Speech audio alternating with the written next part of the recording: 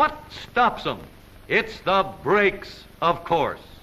The earliest carriage or coach brakes consisted of nothing more than a chain which was wrapped around the spokes to lock and skid the wheel downhill. Modern automobile brakes are a far cry from the original wagon chains. But in order to see how and why the brakes stop a modern car and how they work, let's look farther into them and see what happens when we step on the brake pedal. The leverage of the brake pedal lever makes it possible to apply a great deal of pressure to the braking system with only a light foot pressure. In the most advanced designs, the brake pedal is connected to the frame of the car, strong, safely anchored, and free from engine vibrations. All brake pedals work practically the same way. The most important part of a good braking system is the brake itself. That's what really stops them. Let's look inside this brake. The size of the brake drum is mighty important. It must be wide and large in diameter so that there will be the most possible surface for the brake lining to contact. Chevrolet engineers found out that ordinary steel brake drums were often scorched by the heat from the friction between the lining and the drum. So they developed a special heat-resisting steel from which the brake drum is made.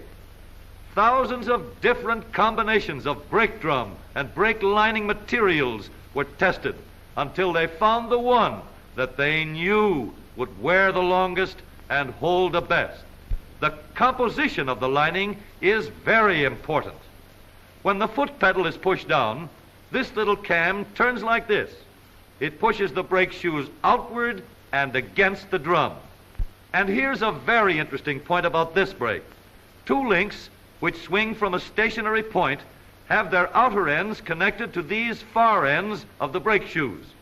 Because these far ends of the brake shoes can swing free, the force from the cam pushes the brake shoes and linings against the brake drum with equal pressure all around. That's what really stops the car. Full gripping surface all around.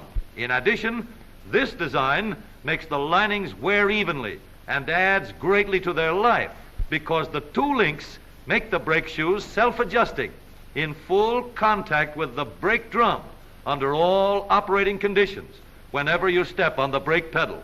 The efficiency of a brake is always decreased if sand, dirt, mud, and rain get between the lining and the brake drum.